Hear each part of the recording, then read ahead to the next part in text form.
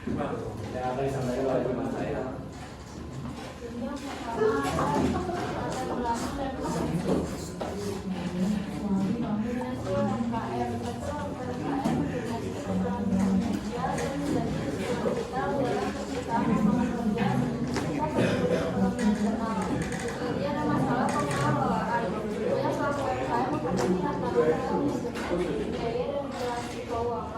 digital yang berdampak pada keberlanjutan bisnis.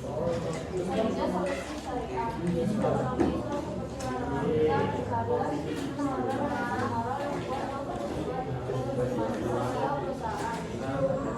Era digital antara konfederasi Islam dan teknologi digital diperlukan untuk meminimalisir kesalahan manual dan mengoptimalisasi transparansi biaya. Pembahasan dari konsep dan prinsip dasar ada 6 pilar ekonomi Islam. Yang pertama itu ada tauhid, kesadaran bahwa Allah adalah milik mutlak. Manusia hanyalah amanah untuk mengelola sumber daya. Jadi semua modal, ide dan tenaga pelanggan itu semua diberikan Tuhan. Jadi dalam mengelola harga itu kita nggak boleh sombong atau sampah. Dan itu adalah masalah. Orientasi pada kemaslahatan umum dan manfaat sosial bukan pada profit materi. Jadi bisnis syariah itu gak hanya mementingkan untung kita, tapi apakah produk yang kita jual itu membawa manfaat banyak untuk orang atau tidak. Jadi jangan jual produk yang bikin orang itu senang tapi rusak, kayak narkoba dan barang ilegal itu, sehingga keadaan itu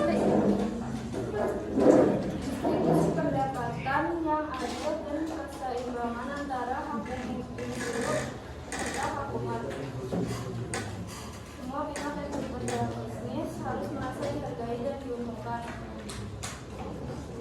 Tidak boleh ada pihak yang dieksploitasi. Jadi jangan sampai kita membebaskan untuk bisnis dan cara juga menentukan. Jadi adil buat semuanya. Itu adalah akhlak berkeadilan dan sanksi jujur percaya dengan sebenarnya jika mengamalkan. Misal kita jual produk online, produk fashion, kita harus berdiskusi bahan dari produk tersebut dengan jelas. Terus kalau kita jual skincare, kita juga harus berdiskusi apakah produk skincare itu cocok untuk semua jenis kulit atau lainnya. Selanjutnya ada tanggung jawab, akuntabilitas pada manusia sosial dan akuntabilitas kepada Allah atau spiritual. Jadi kalau manusia pada konsumen itu memegang produk dengan kualitas yang dijanjikan. Karyawan bertanggung jawab memberikan hak mereka mulai dari gaji sampai lingkungan kerja yang manusiawi. Kalau pada perusahaan ini karena semua yang kita dapatkan apakah kita cuma dalam dapetin hasil itu tanggung jawabnya sama Allah.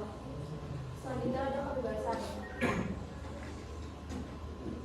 Manusia bebas berkreasi mengelola alam selama dalam koridor syariat dan tidak merugikan. Jadi gimana caranya supaya bisnis itu beneran syariat? Selanjutnya ada kepatuhan syariat. Operasional UMKM harus mematuhi larangan utama dalam Undang Islam untuk menjamin keberkahan usaha. Jadi gimana caranya supaya bisnis itu beneran syariat? Yang pertama itu harus bebas riba dan hubungan pinjaman atau tabungan yang adil. Jangan ada bunga pinjaman yang memberatkan. Misal pinjam 1 juta tapi harus dibayarnya 1,2. Juga 1,2 juta. Jadi nggak ada jasa yang diberikan atau nggak ada risiko usaha yang dibagi. Jadi 200.000 itu murni dengan riba yang muncul dari utang piutang. Selanjutnya itu ada bebas doror, menghindari ketidakpastian atau ambiguitas kontrak. Jadi kalau misalkan jualan online itu deskripsinya harus jelas, ukuran harganya apa, menggunakannya apa. Selanjutnya ada bebas maksiat, menjauhi spekulasi dan perjudian. Bisnis itu harus dibagi dengan usaha nyata, jadi kita nggak bisa nebak-nebak atau untung-untungan yang nggak jelas dasarnya. Selanjutnya dari alat-alatnya itu ada 4. Pertama itu ada moroga. Moroga itu adalah akad jual beli dengan margin yang sudah pasti. disepakati ya buat atau kalau kita mau beli bahan baku atau mesinnya. Jadi itu jelas harganya dan juga majelisnya. Nah selanjutnya ada salam atau bisnis. Nah kategorinya itu pesanan. Jadi bisnis itu pembelian barang pesanan dengan kriteria dan waktu tertentu. Yang ketiga itu ada jadwal. Kategori itu sewa. Kalau kalian tidak mampu membelinya, maka masuk ke sewa. Nah, divisi bisnis itu pengelolaan jasa atau barang tanpa pemindahan kepemilikan. Selanjutnya itu musyawarah. Musyawarah itu ada pihak dua. Misalkan kita dengan teman kita berbagi modal, dan itu untuk barang dan belinya pun barang. Dan selanjutnya itu ada mudaro. Mudaro itu kategorinya itu agribisnis.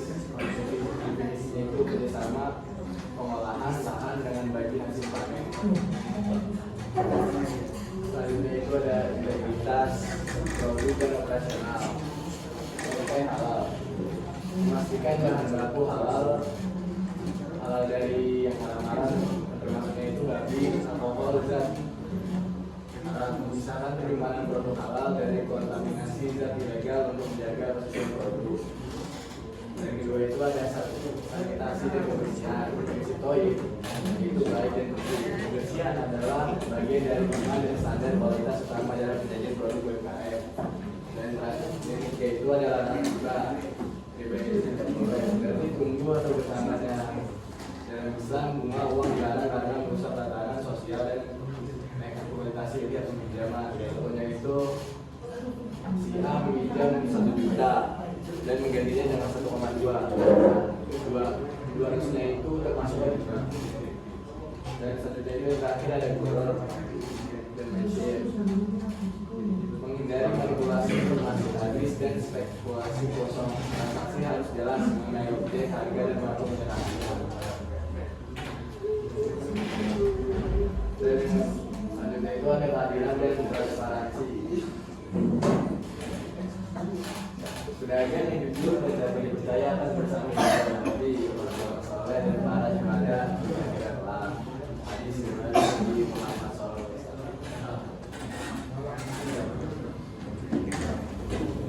Selanjutnya ada mekanisme pembagian, yaitu dengan dibagi menjadi dua, kepada pengelola menerima kopi sesuai nisbatnya, yaitu lebih banyak dari sahibul mal, pemilik dana, dan menerima hasil investasinya.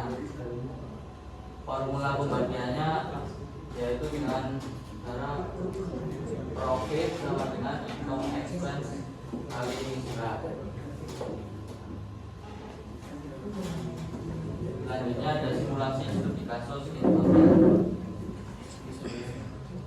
Makanan olahan itu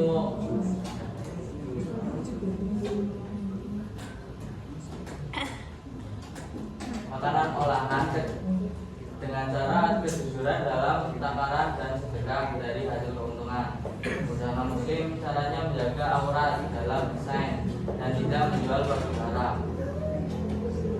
Sedangkan kerajinan tangan pembayarannya sesuai akad musyarakah keluarga. Spiritual monitoring dengan cara kesadaran bahwa Allah memantau setiap operasi amal. Evaluasi dan aspek kepatuhan. Evaluasi di sini caranya mengintegrasikan halal, yaitu kualitas produk dan status halal sebagai kunci kepercayaan konsumen, dan penggunaan digitalisasi keuangan, penggunaan sistem informasi akuntansi untuk efisiensi dan transparansi syariah. Saran dan penutup. Langkah strategis ke depan yaitu dengan digitalisasi, mulai menggunakan modul digital untuk pencatatan syariah, pendidikan, memperkuat literasi akad syariah di komunitas UMKM, serta sertifikasi proaktif dalam pengajuan sertifikasi halal MUI. Apakah ada pertanyaan?